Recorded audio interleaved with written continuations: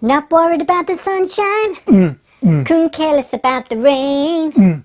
All we need is YouTube to upload our games. We shut all the curtains and turn off all the lights. And now that we've got time to record some more stuff. To record some more stuff. Can you see it?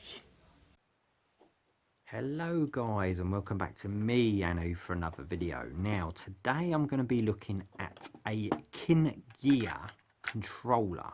Now this controller is mainly for Android, iOS, PCs as well. Now the reason I bought this is purely because I am not a mobile gamer. I generally go on PS4s, Xboxes, PCs, you name it, VR. But when it comes to mobile gaming, I've never really been interested. However, this device could have changed my mind. When I played on the mobile and I had a little bit of a play with the touch screen shooting, I found my hands just in the way of the screen when I'm trying to aim. I personally like to have a physical feeling of the buttons so my fingers don't go off the screen, because the problem with a mobile is where it's on a flat surface it's nice and smooth, but my finger or thumbs tend to go too high up the screen, too low, and it just I keep having to recenter myself, whereas with this I know where I am. It never flies off. I can keep it in the right place for accuracy, and I just can't get on with mobile touchscreens. So I got this, and I didn't really know much about them. I just sort of read up on them, see them, they've been out for some time. But I honestly thought that compared to like third party like Xboxes and PS4 controllers and stuff, they're always kind of a bit glitchy, or they're like not responsive and stuff. So I wasn't expecting too much. So I just had to go on Amazon and look for the best reviews, and I found this particular Kingear. And what you do, what I like about it, you don't get just the controller. You get this nifty little cradle, which you just plonk on here. Now you see here, there's like a charging point. So you've got this little middle section here, and you just pop it sort of on the top. Make sure it don't block it, and then it just snaps in over, and then you just clip it. I thought I broke it the first time. I turned it on, I heard this crack, and I thought, oh god, that's me again. I'm always breaking things. But luckily I didn't, so I was thankful. But once you put it on, you can actually fold it up like this, and you can open it up like this. There's a little bit of a clip here where you can go a bit sort of lower, but I don't really like that, because you're like this when you're trying to look at the screen. I like going there, and then you can just pull this up, and as long as it fits your phone, apparently it goes up to a 6-inch phone, and it'll hold fine. It holds my Moto G7 Power, that's what I used on it, and I was really surprised just how good this is. I mean, I connected it pretty much instantly. The app that you got to download for it, because I go by ease of use, and at first, just like anything in reality, it can be a bit sort of, oh god, what am I doing? But the reality is, when you start getting used to it, you understand it's not that complicated, but everything is at first, because you're just trying to get used to it. I can't really say it's the easiest in the world, because let's face it, the easiest thing in the world for one person could be the hardest for someone else. It just varies for different people. But this one has all of the same button functions of, say, an Xbox One controller. It's lighter, but it's got a turbo function, clear.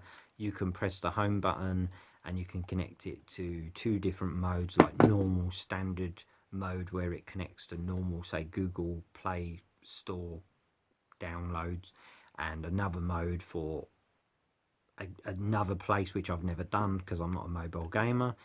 But it can also be used with PC, which I'm going to test, and then I'll do another review on that. But personally, ever since I bought this, I was shocked how responsive it was to playing PUBG. And I come first on my first go. The only downside is not the controller's fault, even though it would be nice if it was added on, is on PUBG I couldn't see any inversion where I can invert my right stick to go down as up and up is down. For some people you'll understand, for others you won't like that, but you know, for me personally I prefer that. But I got around that by using the gyroscope, which means it's kind of like a VR game where you can look and shoot where you're looking, and what you do is you just aim as you turn the gyroscope. You can aim that way, so you can sort of line yourself up, then just aim like this, which is quite nice. That's the only way I can get around that feeling to make it more realistic. But other than that, I come first, as you can see from the screenshots.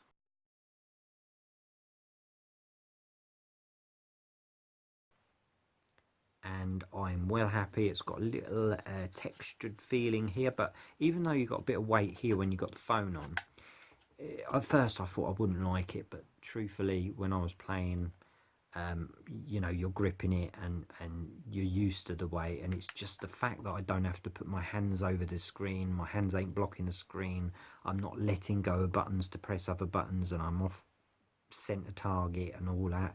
This done the job. You can assign buttons to certain games. It was already set up to PUBG, and you can also when you've got the Shooting Plus V3 app, you can actually move buttons around. So if say it's set as fire your RT button, for instance, you can change it to the RB. I'm getting confused with it, all the L's and the R's now, or even LT. You can change all the buttons around. If you don't like jump as A, for instance, or duck, whatever it is, you can change it to B or Y or X. You can do what you want, really. You can just change the buttons around and save it.